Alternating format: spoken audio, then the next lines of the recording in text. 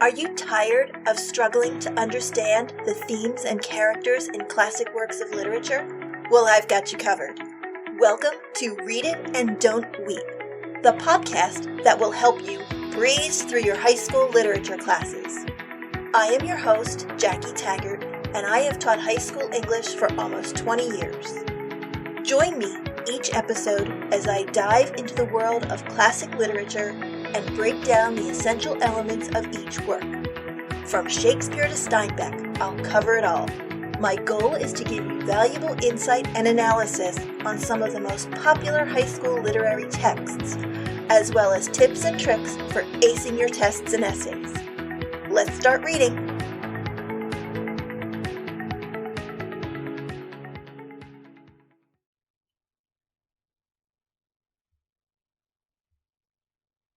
Welcome back.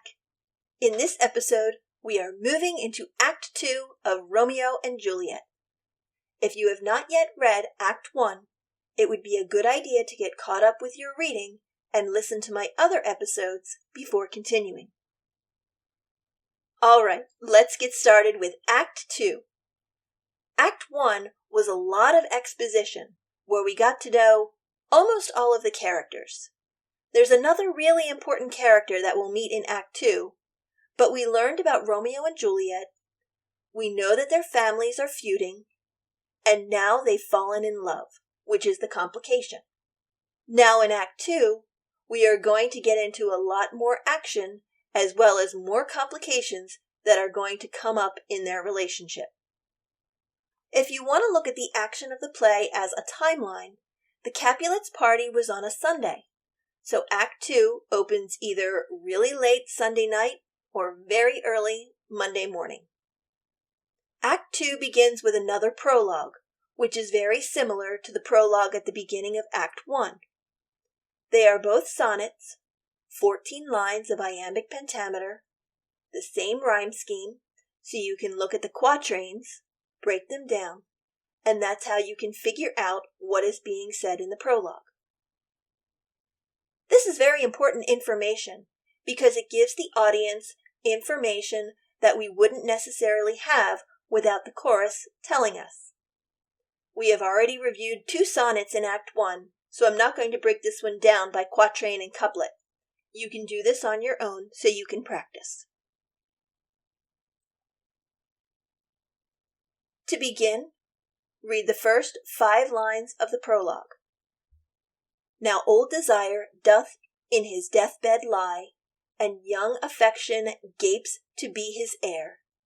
That fair for which love groaned for and would die, with tender Juliet matched is now not fair.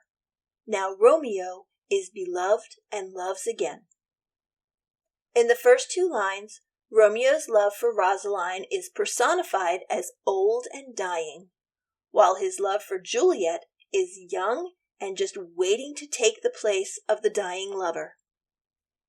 In case you are not familiar with the term, personification is giving human actions or qualities to inanimate objects or emotions.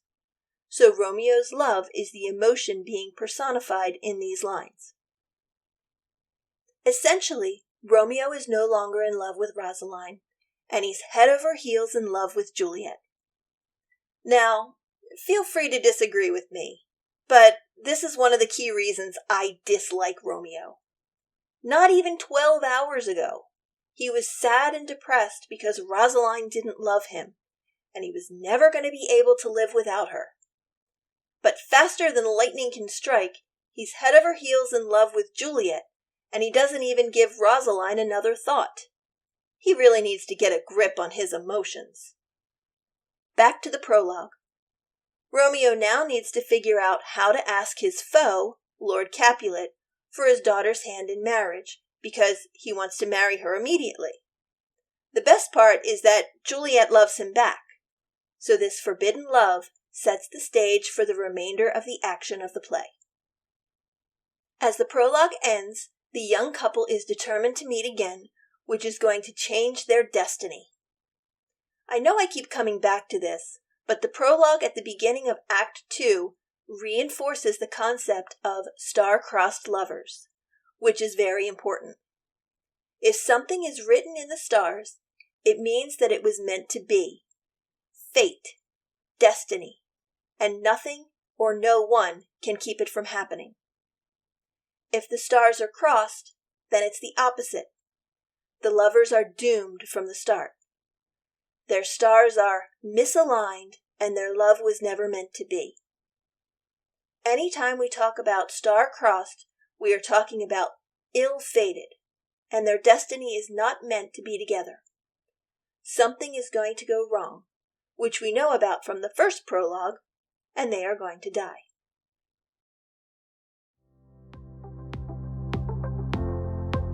Hey teachers, hunting for some top-notch resources to go along with this podcast episode?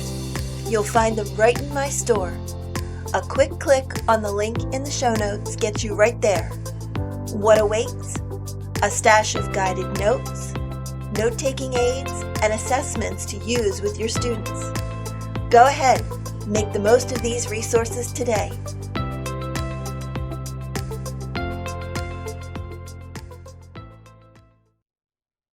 So that is the second prologue in a nutshell. Now let's move into Act 2, Scene 1. It's a very short scene, but it's important because it sets up some of the action that will take place later in the act. It starts off with Romeo deciding he just can't leave the party. He can't leave Juliet. He needs to go back and see her. So he hops over the orchard wall and ditches Mercutio and Benvolio. Now, Mercutio and Benvolio start calling for Romeo. They are looking for him. They're calling his name and he's not answering. He can hear them, but he's choosing not to answer.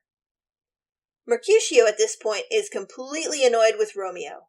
He starts mocking Romeo for being a lovesick fool for Rosaline, mocking his behavior and making fun of him, which is kind of ironic.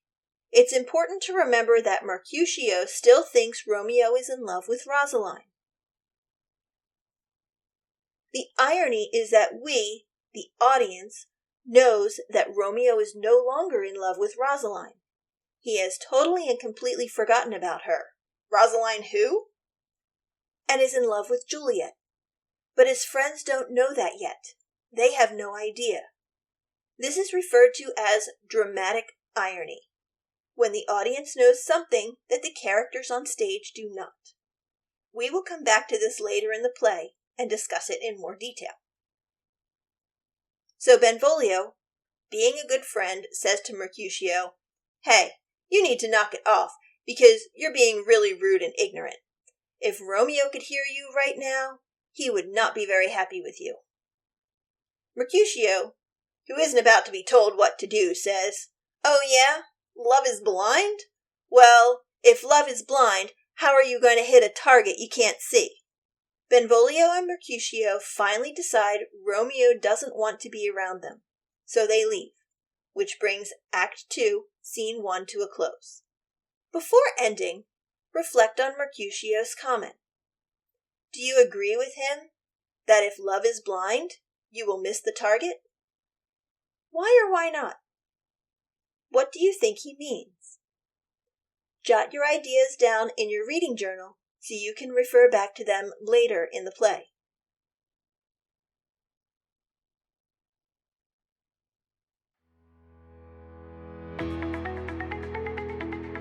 Thanks for listening to this episode of Read It and Don't Weep.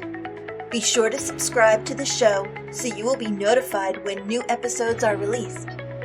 If you liked today's show, please leave a review so others can discover my show. If you have any questions, comments, or suggestions for future episodes, drop me an email at readitanddontweep@gmail.com or reach out to me on social media. I would love to hear from you. The links are in the show notes. Happy reading!